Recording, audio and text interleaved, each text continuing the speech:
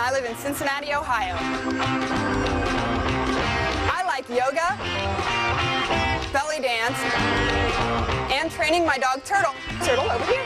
Good girl. Turtle, go. But what I really love to do is make jewelry. And today I'm going to make this cloisonne enamel pendant.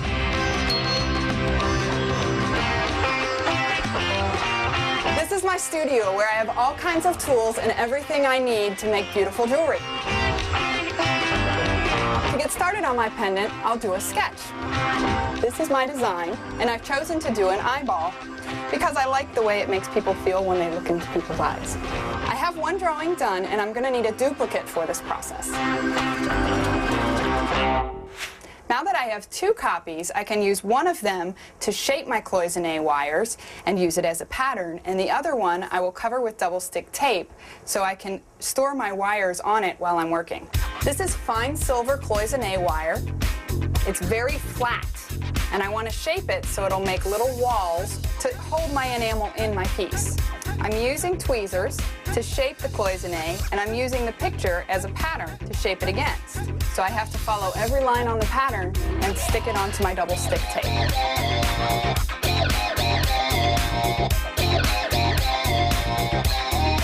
And now I'm ready to go and saw the background. Start with a piece of fine silver. I'm going to go ahead and measure it with my dividers and then mark where I want to saw it. Now I'm ready to clean it up with a file and round the corners. I've rounded the corners and it's ready to go.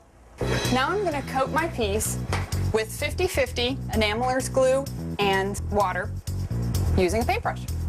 I'm doing this so that the enamel, the powdered enamel that I'm going to use, will stick to the surface. I use a mask while sifting powdered enamels because I don't want to inhale this stuff. Now that I have a nice even coat of enamel on here, I'm ready to put it into the kiln. It'll need to be in there for 1.5 minutes.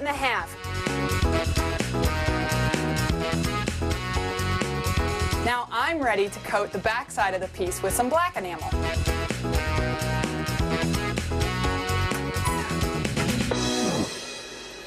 Now that both sides are enameled, I'm ready to apply the cloisonne wires to the clear side. I'll apply another coat of enameler's glue so that the wires will stick a little better. Out of the kiln and cool, it's ready to fill with all my colors. Right now they're just powdered glass, but with a little bit of enameler's glue and water, they work almost like watercolors.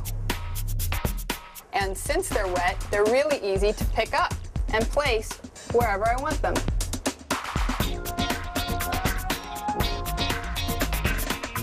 This looks pretty good. I'm going to put it into the kiln for another 1.5 minutes. It's been in the kiln and I'm ready to add more colors. This one will be pink after it's fired. I don't really know why, but it does turn pink. Back to the kiln to fire it again, another 1.5 minutes. Now it's totally a peachy pink instead, and you can see the silver coming through the background, which gives her such radiance. Now I'm ready for the last colors to put right in the eyeball. I think I'll mix in a little bit of blue as well to make it look more like a real eyeball. She's ready for her last firing. The enamel part's all done, and I think it looks pretty darn good. So now it's time for me to go over here and make a frame. I went ahead and made a bezel by just bending wire around the enamel piece and then soldering it together. I sawed out the background out of a piece of sheet, and then I put a little keyhole design in it just for fun. Here comes my soldering station. I'm ready to do some soldering. I've got a background and a bezel, and I want them to be together. I'm applying boric acid mixed with denatured alcohol. Because it's sterling silver, it can turn black if it gets too hot, but the denatured alcohol and boric acid helps keep that from happening. Now, if I want my solder to flow, I'm going to have to apply flux wherever I want it to happen. It's ready to go in the pickle. Just citric acid and water and it will eat off all that flux glass that was on there and any boric acid that's left. It looks like a pretty good solder job, so I'm ready to solder on a jump ring that I made onto the top. I'm just going to pick the solder up with my jump ring once it's hot. There it goes. I've used some sterling silver sheet to saw out an elongated eyeballs shape that's going to be my bail. The bail is what you put the chain through. I'm going to use a pair of pliers that's flat on one side and round on the other to shape it. I've soldered on the bail that I just made, and I've cleaned it up really pretty after it was out of the pickle. Now I'm ready to set the enamel. I'm going to use a bezel roller to roll the bezel wire over all the edges of the eye. It's all done. The setting is nice and secure. The colors are beautiful, and that's a pretty good looking eye. I think it's ready to put a chain on, and then it's ready to wear.